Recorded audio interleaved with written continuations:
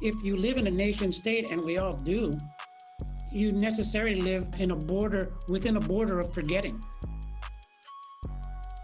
We depend on one another to survive and, quite frankly, to build up from this pandemic. And undocumented immigrants who were ineligible for the federal stimulus aid, who are ineligible for a lot of different state programs that are helping people throughout the pandemic, we had to come together because we're all we've got. It's all coming up on the Laura Flanders Show, the place where the people who say it can't be done take a back seat to the people who are doing it.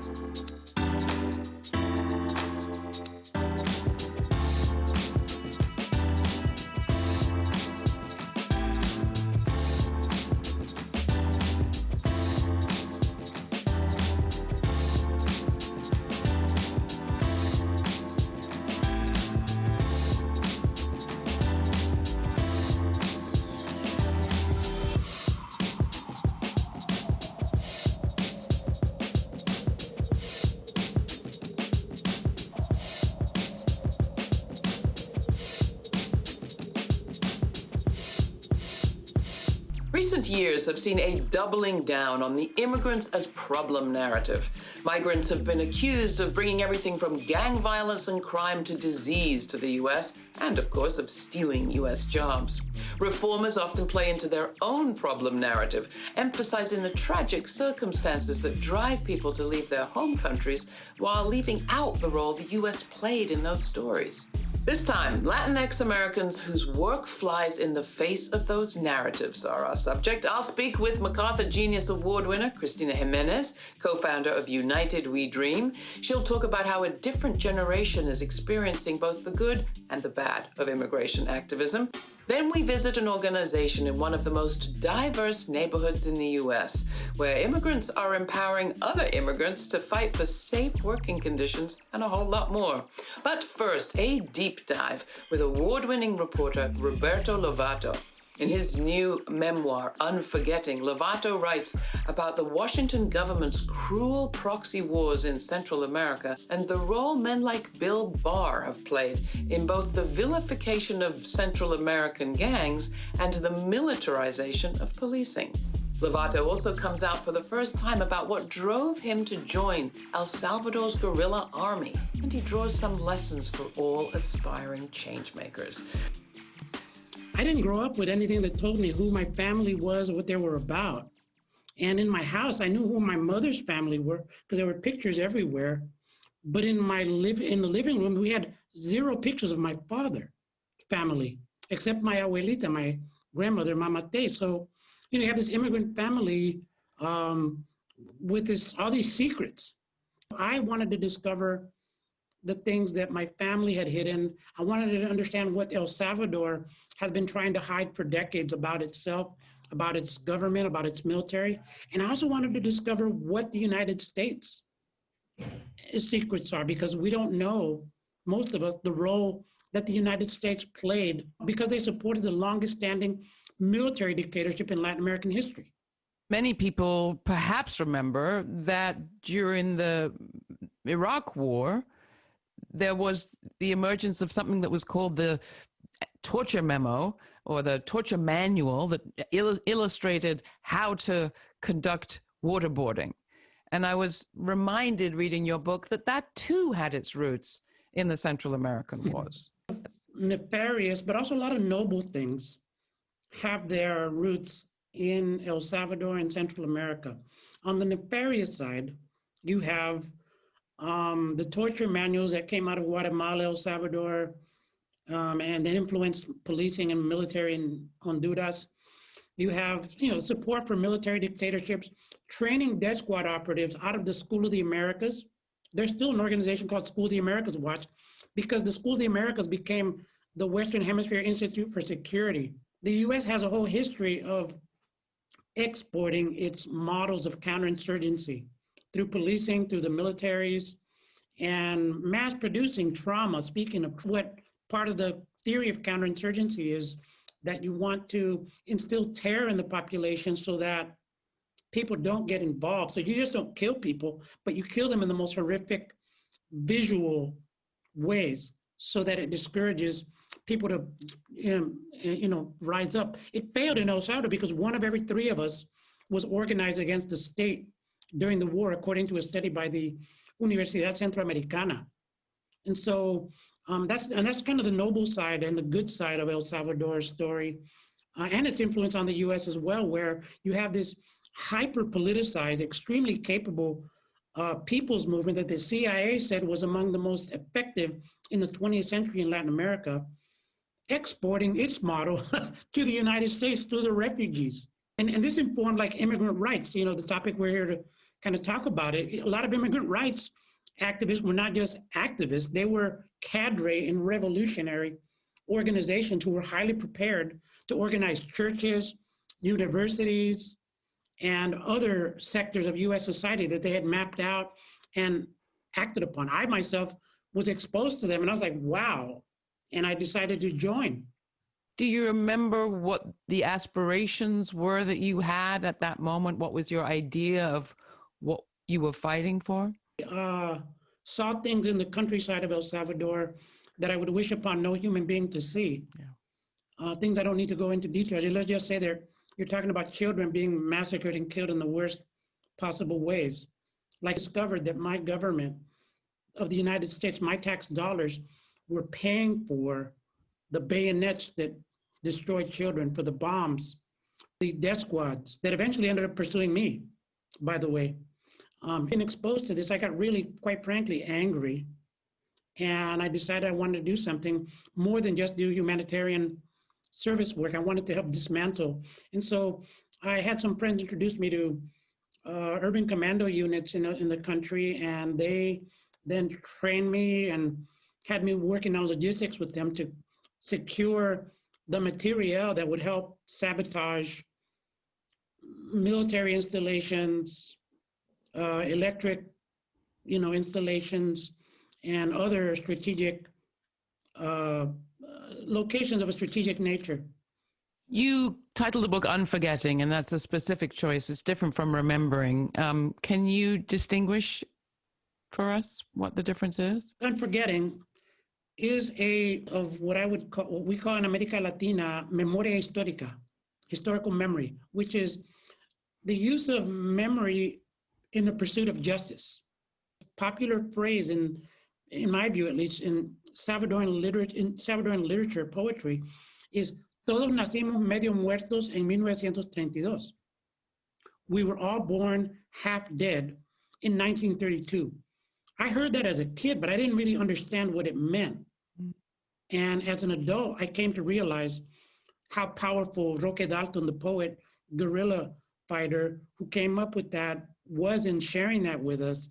And it just resonates with my bones even to this day, because you have this feeling, not what I imagine it's like to be Jewish, for example, and being an inheritor of the tragic legacy of violence against the Jews that includes, but is not limited to, the Holocaust.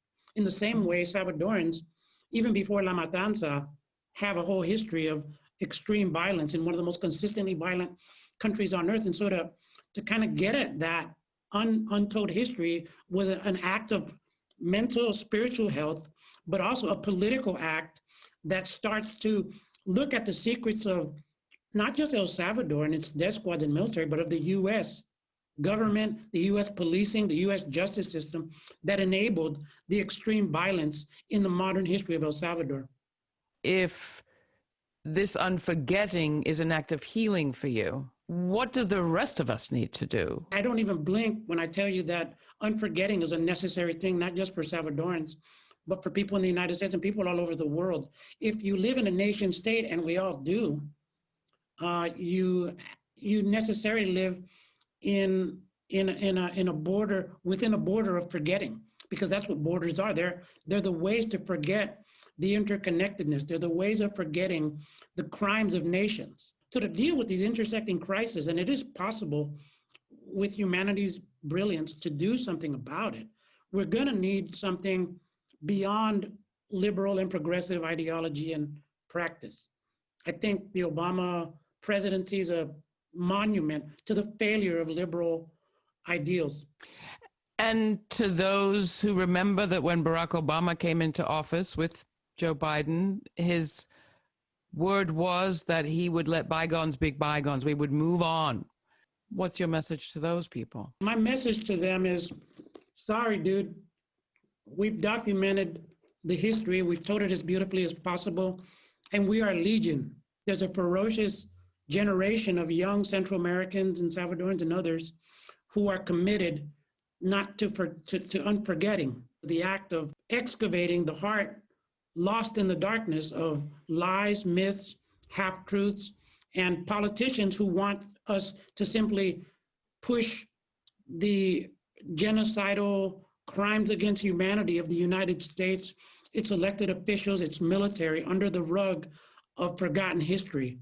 It's too late. We've burst the dam of silence and forgetting, and it's a new day for Central Americans in the United States and in Central America.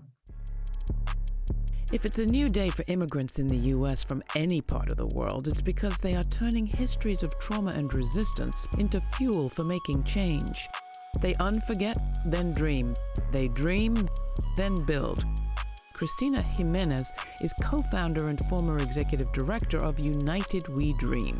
She was instrumental in advocating for DACA, Deferred Action for Childhood Arrivals, the executive order signed by President Obama in 2012 that enabled thousands of undocumented youth to live without fear of deportation, including Christina. Like many immigrants, my parents and our family made the difficult choice to come to this country in seek of a better life. We were in Ecuador, where I was born, in the city of Quito. And in the 1990s, the country was going through political and economic turmoil. Millions of people lost jobs. There were strikes that paralyzed the country for days. And my parents were many of the millions of Ecuadorians that lost their jobs. Where did they come to? So we came to New York, and we settled in Queens in 1998. And this dream of making sure that their kids could go to school and that I could get an education, be the first one in the family to graduate from college, became my dream too, Laura. I experienced, and our family experienced, a lot of contradictions right away, with my parents being abuse in the workplace and employers refusing to pay their wages because they were undocumented, or my brother being a stop and frisk by NYPD when he was only 12 years old, and feeling often that I was treated differently because of my accent, and also because of the color of my skin. But, I'm trying to focus on honoring my parents' sacrifices and doing my best to go to college. But 9/11 happened when I was still in college and a year before graduating.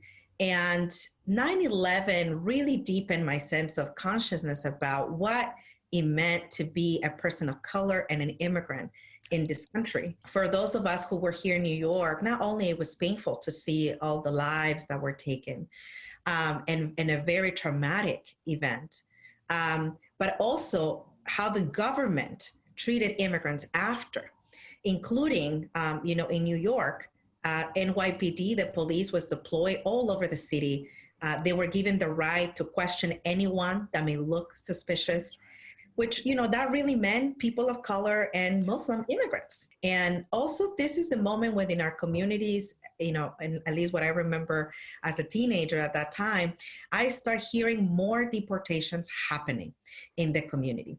And this is, quite frankly, what opened my pathways to getting involved in community organizing, because I met young people like myself who had come with their families, grown up in this country, and because of the policies implemented after 9/11, for example, a registration program for Muslim young men led to people like Kamala Saheb, who was a college student at the time, to be put under deportation proceedings.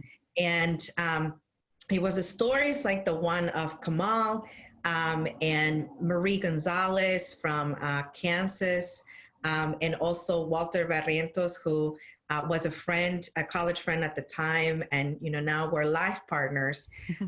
He was also caught in a post 9/11 regime that went after immigrants. Walter was detained in an Amtrak train and put in deportation proceedings right away. So all of these experiences really not only, intensify the fear in immigrant communities, but for me and many others, it also fuel our desire to fight back. Are there things you have to teach in your community that might help the rest of us as we think about the right to move in a whole sort of different way? The pain that many people in this country are feeling right now, it's something that undocumented immigrants have lived with every day of their lives sometimes. And I think that the most important lesson that we can all really hold on to is how this pandemic has shown us that regardless of where we come from, regardless of where we are, and regardless of where we live, we depend on one another to survive this pandemic, and quite frankly, to figure out a way to build up from the devastating impact of this pandemic. Just as I think about the fact that many of us could still have food during this pandemic because we have courageous farm workers who are working to ensure that Americans are fed in the midst of the pandemic, or that we could have meat in our diets. We have meat packing plant workers still working, and unfortunately, in not the appropriate conditions. A lot of these mutual aid funds have shown us that regardless of what country we come from, and regardless of whether we were born here or first or second generation immigrant, we're coming together to support one another. And I think that those are some of the best expressions of our shared humanity. And quite frankly, what should give us a lot to be inspired about for how we want to build the country moving forward. We're talking about the joy and the struggle, but things are pretty scary outside of our rooms, and especially outside of the rooms of the people that you work with. What message do you have for people who are seeking still to stop deportations, to reunite families, to make this country, as you said, what it could be even in these times? The reality is that our work, it's not completely defined by elections. Elections certainly shape who's making decisions that are impacting our lives directly. But the work to really win justice for all people, regardless of the color of our skin and where we come from, is day-to-day work. And that is the work of organizing. And the elections do not start our work or do not end our work, because when an election ends, it is about holding those that have been elected accountable and to continue to build that community grassroots power to hold people accountable, but to also be ready to push for the policies and the changes, structural changes that we want to be able to see in this country. Because ultimately, what we are really up against, as we saw and have experienced in the last couple of years, is that white supremacy and white nationalism are real. And we just need to confront that truth. From my perspective, the most fun part comes about now, because we are about to create the pressure and the conditions so that our demands are met. That's not to say that with one policy, we're gonna get rid of white supremacy, but it does mean that we can push for policies that are going to get us closer to that vision. And quite frankly, to me, the work is in the power of the movements, that we're going to push these administrations and these governments to serve the people and to do right by the people.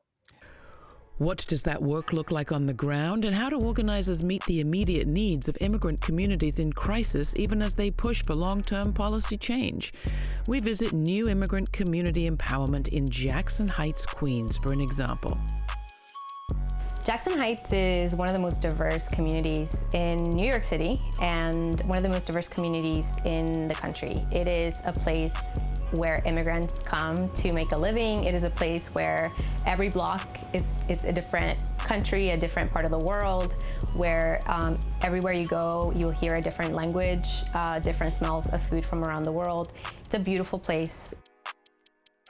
My name is Diana Moreno. I'm the program director here at New Immigrant Community Empowerment in Jackson Heights, Queens. Our particular location in the heart of Jackson Heights, close to the 69th Street Parada or day laborer corner, really pushed us to evolve to cater towards this undocumented community that we saw as incredibly vulnerable, that essentially tried to sell their labor on a street corner for, you know, the lowest bidder usually, and they are exposed to many potential labor violations.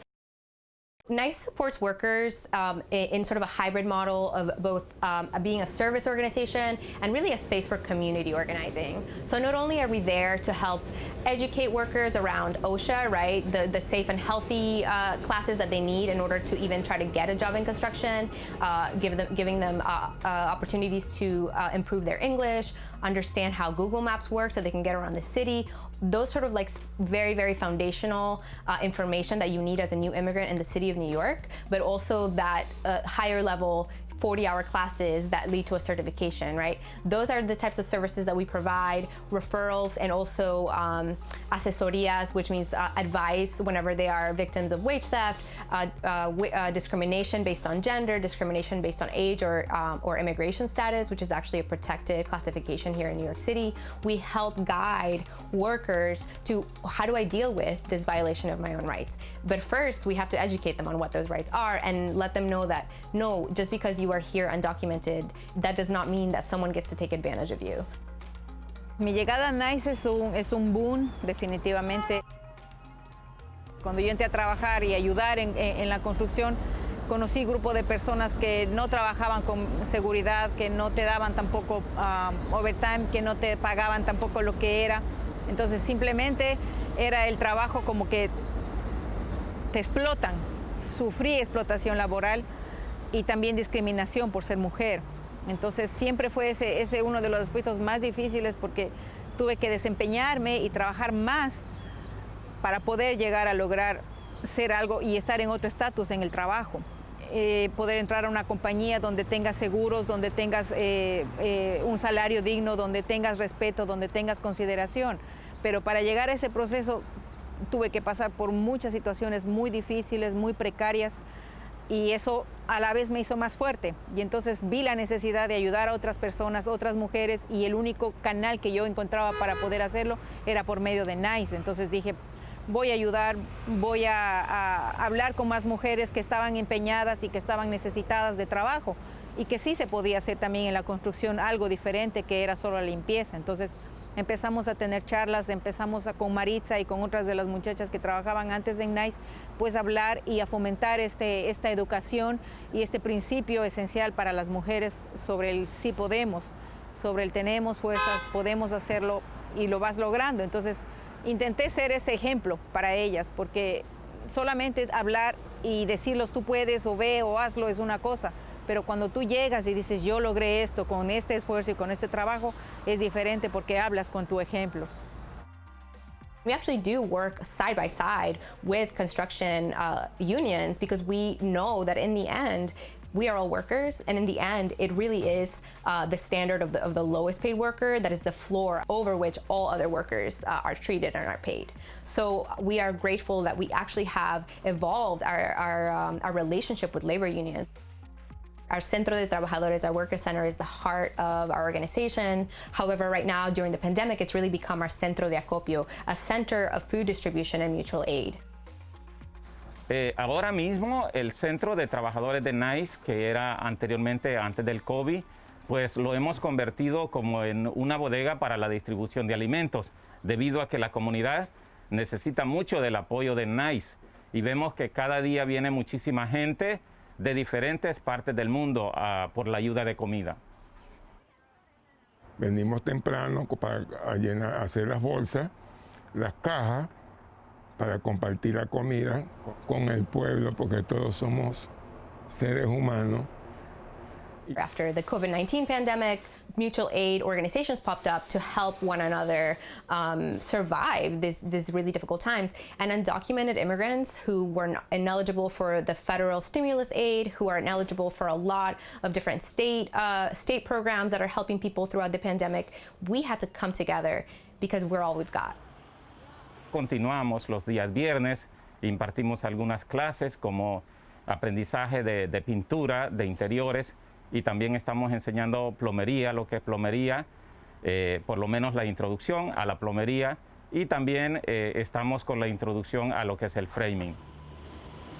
Something that we always have to contend with is this narrative that immigrants are takers, right? We're a drain in society. We're, you know, taking up spaces in public schools. We are taking advantage of, you know, public services or taking jobs from Americans, right? So this narrative that also I think is used by sort of well-meaning folks that may be progressive, maybe pro-immigrant, by like, oh no, we should help this population. You know, they need, you know, just they sort of need our help. I think that the narrative is so backward and wrong and upside down, because really it is this country that needs immigrants. If immigrants suffer, everyone else suffers. We know that their labor is essential. We know the city of New York depends on that labor, not just to build their skyscrapers, but to clean the MTA subways at night during the COVID pandemic, to clean and serve in the restaurants, and deliver all the food that all the people that were able to stay home are getting and are eating during this pandemic. So it's important for us to understand and teach the society at large that really the health of our society depends on the health of our immigrant siblings. For more on this episode and other forward-thinking content, and to tune into our podcast, visit our website at lauraflanders.org.